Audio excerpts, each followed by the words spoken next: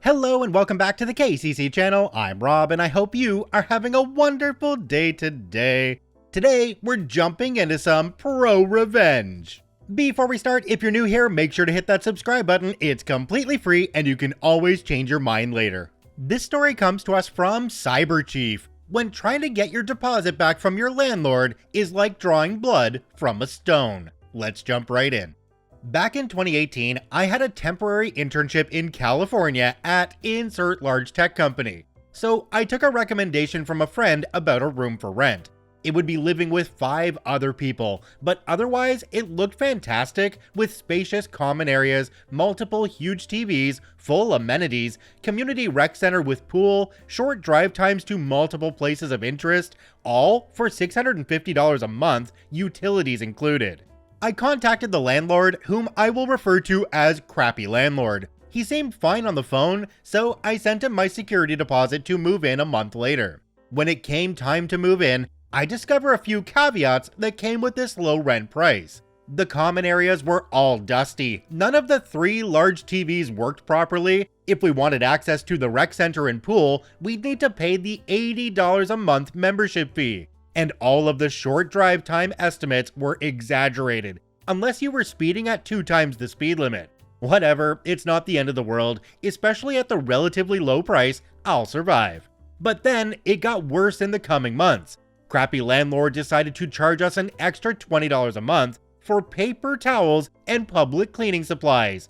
Crappy Landlord only checked the community mailbox once a week when he was in town, and refused to trust anybody with the mailbox key. As it starts to roll into the summer, in June, Crappy Landlord decided that AC cost too much, and we were using too much, so he removed the thermostat from the wall. Okay. One day, some of us tenants confronted him when he was at the house, since Crappy Landlord also slept at the house about 1 day a week, and I'll never forget his words as he rushed out of the house. "It's legal for me to do it, and I don't care since I don't have to live here." Well, sir, F you. I'm tilted as F at this guy's obvious money grab from 6 tenants. Well, it turns out he's right. He legally doesn't need to provide air conditioning. So the next day, I purchase a high BTU freestanding portable air conditioner that exhausts out the window. Holy crap, this thing was luxury. Of course, I pumped my room to 65 Fahrenheit, the lowest setting. We have a couple other minor disagreements that wind up with Crappy Landlord texting me that it's fine if I wanted to break my lease and move out early. Perfect. When Crappy Landlord finally gets a whiff of my AC setup, he comes to my room to complain about my AC unit. I reply curtly, "It's legal for me to do it, and I don't care since I don't have to pay for electricity." He leaves and later sends me a text. It says, "About the AC unit you have in your room, if you choose to run the AC in your room at 50 degrees because your computer generates so much heat, then that's your choice, but you will need to pay an additional $100 per month for the additional electricity you've been spending. And that's going from the time you installed it in the room without my permission, thank you much." And what I meant by 50 degrees is not the actual temperature, because I noticed you like to twist words in your favor. The AC unit needs to come out of the room today. Thank you much. The electric bill more than doubled since last month, with the temperatures being very close to the same. OP responded, "I am willing to cease usage of my portable AC unit on the condition that the temperature of the house be set to 72 Fahrenheit. Regardless, I am under no obligation to pay your completely arbitrary and baseless demand of $100 per month, and nor must I remove the unit from my room per your demands. You can request, but not demand that I pay for a portion of any utility bill, regardless of your opinions. I do not appreciate it when you knowingly try to overstep your authority as a landlord and demand compliance to arbitrary policies that you have completely imagined out of thin air. I am very disappointed in you." Yeah, okay. Unbeknownst to Crappy Landlord, I'm taking his move-out offer seriously, and this whole time, I've been rallying the troops. All the tenants have been upset about everyone's living situation. So with some minor encouragement, I managed to convince 2 of the other 6 tenants to move out at the same time as me. They were on a month-to-month arrangement. I finally submit all our notices of intent to vacate at the same time. barely a week after my previous conversation with crappy landlord.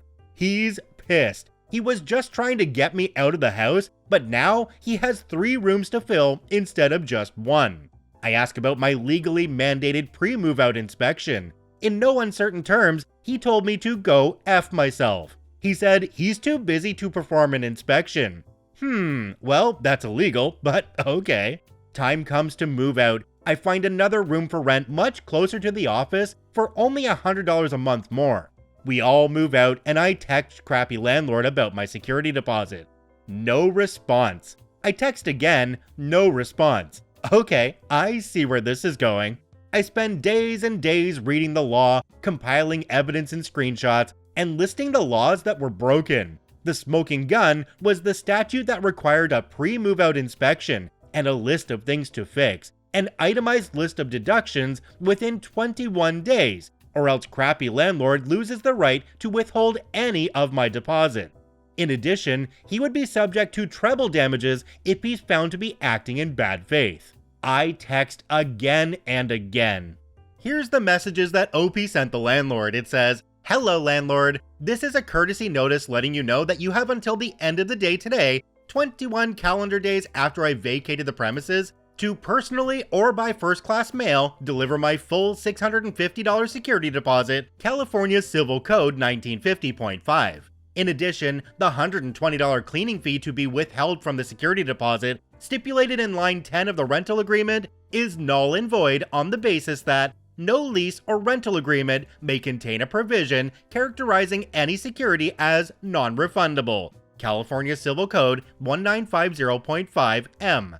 And I need to clarify this since I know you will claim, "Oh no, you are so wrong. I am allowed to do this because I wrote it into the agreement, and then you signed it, which means I am legally allowed to do whatever I wrote." Well, unfortunately no, you are incorrect about that. Just because I signed the rental agreement, it does not make it legal for you to even include the non-refundable cleaning fee in the agreement. Thanks to the law, any provision of a rental agreement by which the lessee agrees to modify or waive rights or remedies under section 1950.5 or 1954 shall be void as contrary to public policy.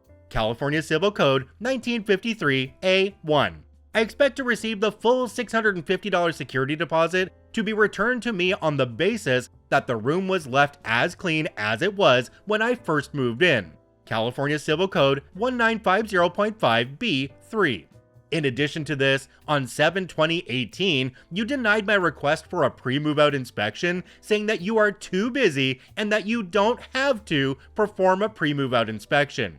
However, you are wrong about that, and you are violating my rights as a tenant, because not only do I have the right to demand the initial inspection, you also must give me a written notice of this right. The landlord must give the tenant written notice of the tenant's right to request an initial inspection of the rental and to be present during the inspection. California Civil Code 1950.5 F1. Based on the inspection, the landlord or agent must prepare an itemized statement of repairs or cleaning that the landlord or agent believes the tenant should perform in order to avoid deductions from the tenant's security deposit. The landlord or agent must give the tenant a copy of the sections of California's security deposit statute that list lawful uses of tenant security deposits, California Civil Code 1950.5 F2.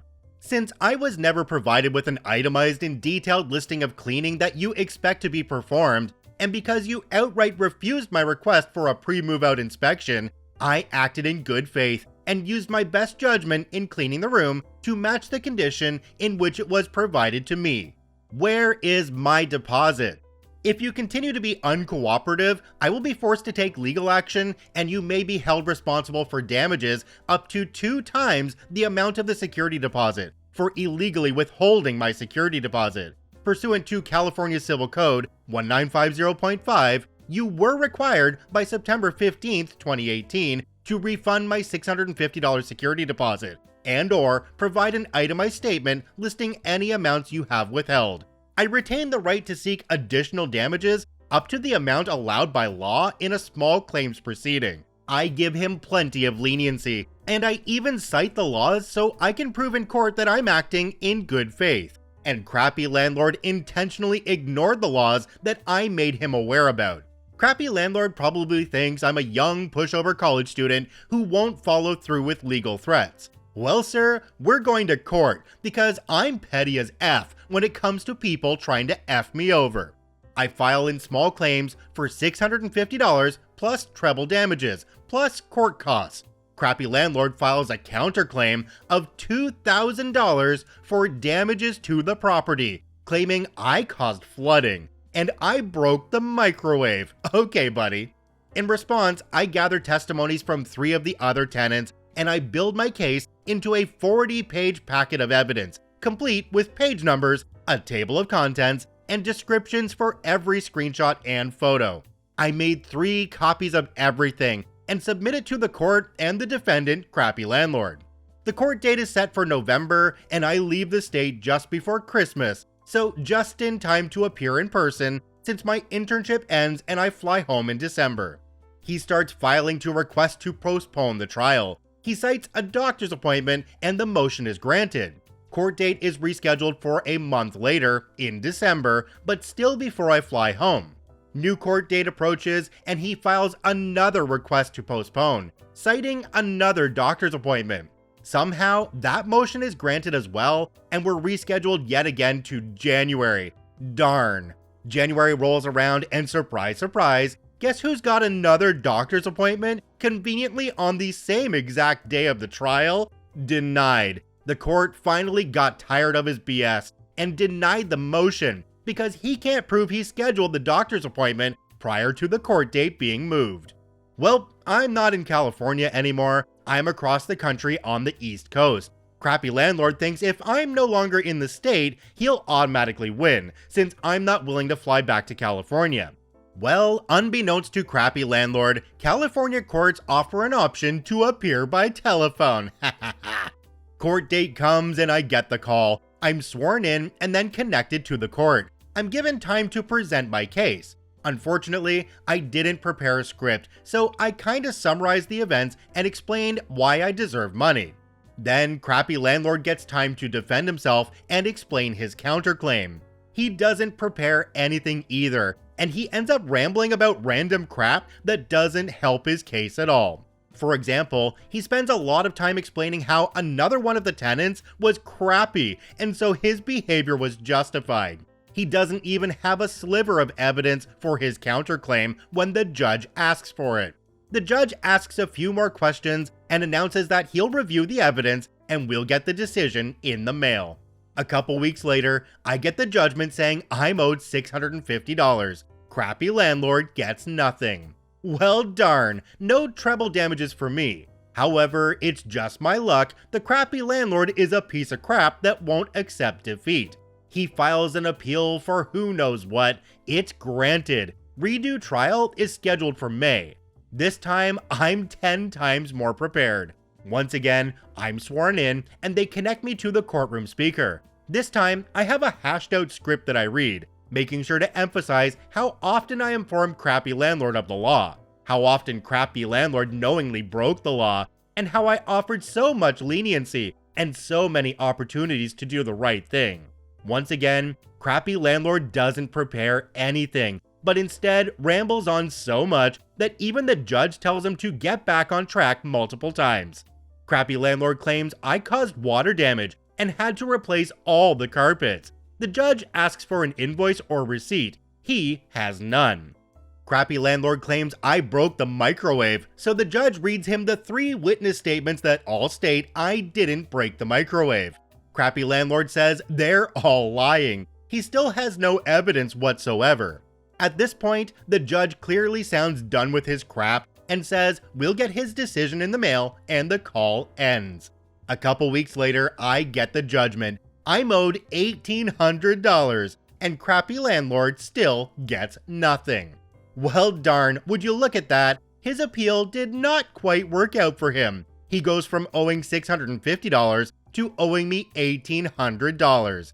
Being the craphead that he is, he files for a mistrial, claiming I was not sworn in and that I lied in my testimony. Denied. Outside of court, crappy landlord offers a payment plan of $20 a month which will take 7.5 years to pay back, or otherwise he refuses to pay up. Okay, I see how collecting my money is going to be. I figure out he banks at Bank of America by looking up the checks I gave him for rent and seeing where they got cashed. I file a writ for execution that will allow me to perform a bank levy. It's granted, so I prepare a packet for the Los Angeles County Sheriff's Department to go to Bank of America and take his money. Los Angeles County Sheriff's Department serves him with papers and orders Bank of America to freeze his account. After his allotted time, 30 days, to contest the seizure, Los Angeles County Sheriff's Department seizes his money plus 10% interest, plus sheriff's fees. I finally get the glorious check in the mail 20 months after moving out. I'll probably frame it. Total $1,893.91. OP added an update down at the bottom and it says, tips for situations like this. This is really good, guys. It says, find small claims guides. There's a plethora of helpful information out there because everybody wants you to win. Even the courts wants you to win. At least in California, they offer a free in-person small claims advisory clinic where employees advise you and walk you through the whole process. Make sure you know the process and what to expect. Document everything. Have conversations through text or email if possible for easy screenshots. Photograph everything, even if you don't think it's important, because the landlord might just claim you damaged it. Do your research on the law, know what is legal and illegal, and know the penalties for violations. Compile evidence against your landlord and cite the laws that they are breaking. The easier you make it for the judge to see that you're right, the more likely they'll side with you. Get supporting witness statements. It changes the case from he said, she said, where the landlord is calling you a liar, to a 4v1, where the landlord has to call everybody a liar. Just don't commit hearsay. Have them appear in person or have them sign and submit a declaration.